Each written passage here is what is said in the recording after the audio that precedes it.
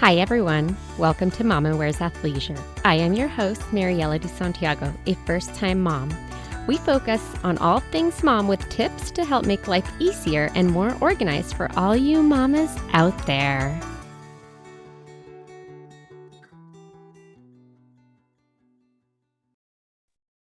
Hi, everyone.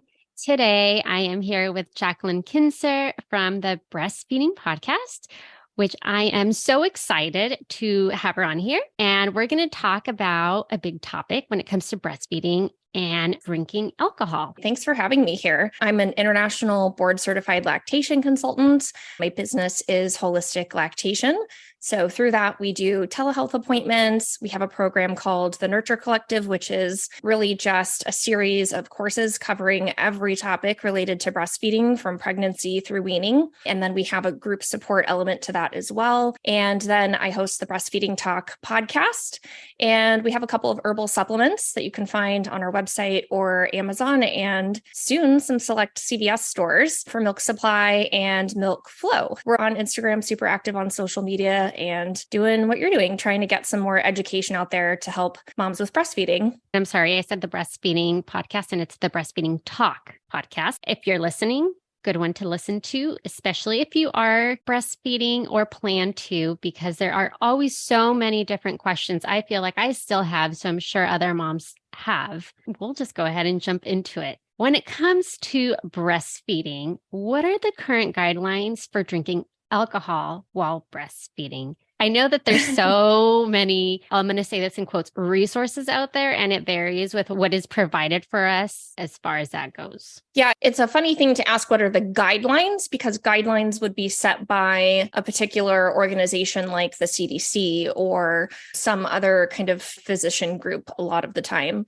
So that's going to vary, but I would say the CDC is probably what most people refer to. And then there's the evidence and what we know, and that healthcare is always individualized, and medical decision-making is not a one-size-fits-all approach. So what the CDC says that I would agree with, that I think any good healthcare provider would agree with, is that not drinking alcohol at all is the safest option for breastfeeding mothers. It's the safest option for every human. There's no health benefits to it, despite what trendy studies might have been aired on the news over the years. But moderate alcohol consumption, the CDC says up to one standard drink per day is not known to be harmful, especially if she's waiting a couple of hours after that drink before nursing. I would say that I have a bit of a different perspective, because I look at all of the available evidence on this, but also looking at how our bodies work physiologically. So how does one metabolize alcohol? How is being a female different? How is someone who's nursing, lactating different? Typically, people who are breastfeeding most of the time have avoided alcohol consumption during their pregnancy, hopefully. And so if you have not had exposure to alcohol, reintroducing that is going to have more obvious effects than had you been drinking consistently or something like that before you started kind of drinking again, if that makes sense. So in terms of guidelines, that's really tough. Most experts would agree trying to limit it to 1 to 2 drinks a week. 1 to 2 drinks at a time generally is not harmful to your nursing baby. If you had a medically fragile baby, if you had a preemie that you were pumping for, those kinds of situations, I would definitely recommend avoiding alcohol consumption, any kind of negative substance consumption. But if your baby's healthy, full term, all of that, moderation is key, right? So generally it's not problematic. So let's say that you decide to have your first glass of wine or whatever your drink of choice is after you've had your baby. And given that right after you have your baby, you're definitely producing a lot more milk, or you're starting to kind of get that regulation, I guess would be the right word. I found that I was either having to nurse more or pump more. Therefore, for me, I really had to time it, right? I had to think about, like, when am I going to drink this glass of wine, my first one? So with that being said, how long should you wait to nurse after you have one drink? That's a good question. The easiest way to time things, so to speak, would be to start consuming that alcoholic beverage while you're nursing or right when you're pumping. It takes several minutes, right, to really go into the bloodstream and start affecting it. So generally, if it's 15, 20 minutes that your baby might be nursing, actually consuming the drink at that time, if you're able to, then like you're having dinner and you're just nursing and having a glass of wine, like that's great, because then chances are it's going to be a good couple of hours before your baby's going to want to nurse again. And 2 hours is kind of a good benchmark without doing a blood test test and this and that. So that will maximize the amount of time that you're kind of setting up between consuming the alcohol and when your baby is going to want to nurse again. But the other thing to consider is you consume a couple of alcoholic beverages, even if your blood alcohol level somehow spiked to like 0.08, right? Consider that maybe you drank a glass of wine that has 10% alcohol, let's say. So your blood alcohol level is like 0.08. That's percent. So your baby is then consuming milk, which will match the blood alcohol content of 0.08. I don't think your baby is going to really get drunk off of 0.08%, right? They're probably not going to feel any different or any effects from that. So that's just something to keep in mind. Like if you were drunk as a skunk, I still think for a healthy full-term baby, it's not really going to affect them because they're drinking an alcohol percentage or concentration that matches what's in your blood and your milk. So they're not drinking a 10% glass of wine. They're not drinking a 3% beer. It's going to be a much lower amount than that. So I never want anybody to be paranoid. I'm not saying it's okay or you should drink alcohol while you're breastfeeding, but your baby's not getting what you're getting, if that makes sense. Yeah, that does make sense. So see, again, you find all of this different information that you kind of don't know what to go with. And some friends that I have said, this is what was recommended. Some other friends have said, oh, we've been told to wait until after nursing. So it's kind of that, I guess, window that varies so much. My other question, what about 3 drinks? Like, what if you go to a wedding and you decide that you want to have a little bit more than your 1 glass of wine to treat yourself for the week? Yeah, I mean, it's really comes down to a personal decision and knowing your health status and your baby's health status, right? The age of your baby will also matter. The older the baby, the less of a concern it is. So remembering that alcohol affects individuals differently, right? These things are just approximate estimations. So if you're going to have 2 drinks, probably it's going to take 3 to 4 hours to totally clear from your blood and your milk. If you're going to have 3, yeah, it's going to take longer. But as your body metabolizes it, right, then it's going to be broken down and whatnot. I mean, if you're really concerned, there's a lot of options, right? You can have breast milk that you've pumped without consuming alcohol, right, that you can offer your baby. I would argue that, let's say you don't have any breast milk stored up and you're like, oh, I had way too many drinks and I don't feel comfortable nursing my baby. What are your options? Well, your baby's hungry, so you have to feed them something. Is it to give the baby formula or is it to give the baby the breast milk that you currently have, right? Let them nurse. I would argue that it's going to be safer to give the baby your own breast milk. The reason for that is because formula carries a lot of risks and there are a lot of changes that can happen to your baby's gut just from a single bottle of formula. Your baby being exposed to a small amount of alcohol in your milk for one specific feeding, do I think that that's going to make as significant of an impact on their health? I don't. Do I have a study to back that up? No, that's just my professional opinion. It's not medical advice. But if you really, truly don't feel comfortable, don't do something that you're not comfortable with. If you're more comfortable giving formula and you don't have breast milk saved up and you don't want to nurse, then give formula. It's totally your choice. I really appreciate that you bring in the evidence base to back up what you're saying, because it's really hard sometimes to remember to look for that whenever you Google some of this stuff or to even know where they're getting their information to be able to back up these answers. So I appreciate you bringing that up.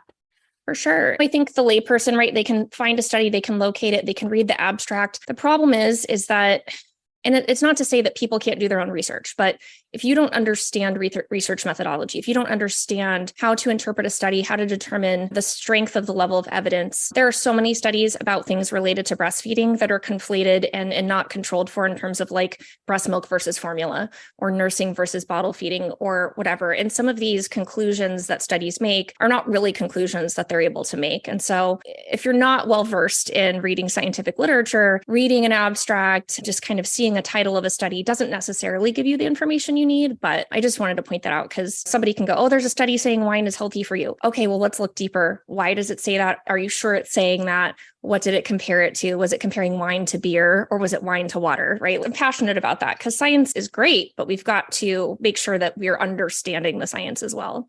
And then who paid for that science research, right? Yeah, usually that's why there's not much research for breastfeeding.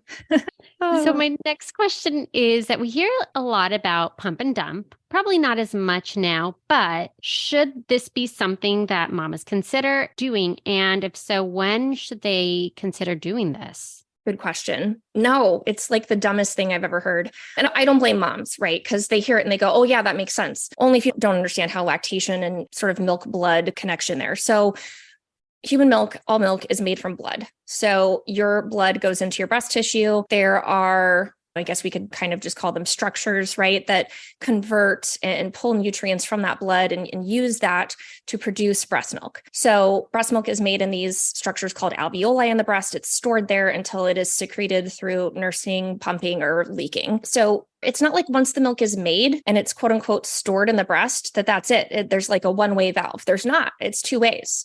So nutrients are constantly moving back and forth between these walls of these alveoli, and they're going back and forth between the blood and the milk. So your milk alcohol concentration is going to match your blood alcohol concentration. As the alcohol is metabolized from your body, it's also metabolized from the milk. So if you have a drink, an hour later, you pump that milk, that alcohol that you had in your milk, it's in there. It's not going anywhere. It never goes away. Now, your breasts are going to refill and make more milk that are still going to have alcohol in them because you still have alcohol in your body. It would be much better for you to wait to pump that milk until the alcohol is metabolized out, because then that milk will be alcohol free. It's not like this milk is made, it's stored, and that's the end of it. No, it doesn't work like that. There's a two-way back and forth that's happening. It's not a one-way valve. If you're not able to nurse your baby or you don't feel comfortable doing that, now you don't want to leave milk in your breast for an extended period of time, because then you could get a clogged duct, you can get mastitis, you can get engorged, it can be painful. So I'm not advocating that you purposely don't remove milk when you should, but storing that milk, or you're going to want to discard it, but don't pump and dump thinking I'm removing the alcohol from my milk. And you can use that milk in a baby's bath, right? You definitely could, for sure. You could cook with it. Cooking will burn off the alcohol. So if you wanted to heat it up and use it in oatmeal or something like that, that would be an option as well if your baby's eating solids. Didn't think of that. That's such a great idea. Well, I feel like you answered my other two questions. So I feel like I'm at my last question, which is, do you have any other tips, suggestions, or recommendations when it comes to drinking alcohol while you're still nursing a baby? Yeah, I think one of the things that you didn't mention that is worth clearing up is that a lot of people have this idea that drinking beer or certain types of beer will help with milk production. I will be the first to say that there's really no evidence that supports that. In fact, alcohol can inhibit milk production. It can inhibit letdown, which is the reflex that ejects milk from the breast. It can also dehydrate you. Usually the effects of alcohol are going to have a net negative effect on milk production and milk expression. So that's something to keep in mind. If you think that there are some benefits that you could possibly see from drinking barley or malt or very hoppy beer or something like that, there are non-alcoholic options for those on the market. And if you want to experiment with that and see if that helps you in any way with milk production, definitely recommend that. But you can use foods that are lactogenic, and there's much better options for trying to support lactation in your milk supply overall than trying to consume alcoholic beers. That's a common misconception that moms go, oh, I drank a Guinness and I made so much more milk. I mean, maybe you were more relaxed. Maybe the milk came out a bit easier, but at some point it will start to inhibit it. And it's not something I would encourage anyone to do on a regular basis in the names of making more breast milk. Wow, I didn't know that. I did not know that that was a thing. So thank you for bringing that up. Yeah, absolutely.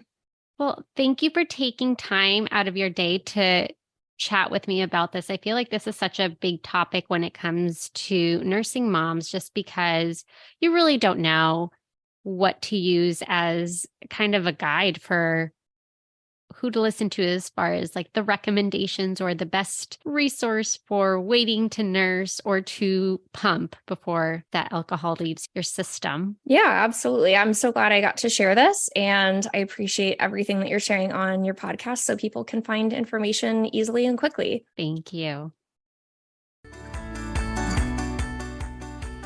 Thank you for listening. Tune in next week for our next episode. You can find us on Instagram for more updates and tips. Be sure to subscribe wherever you listen to your podcasts and give us a review if you like us.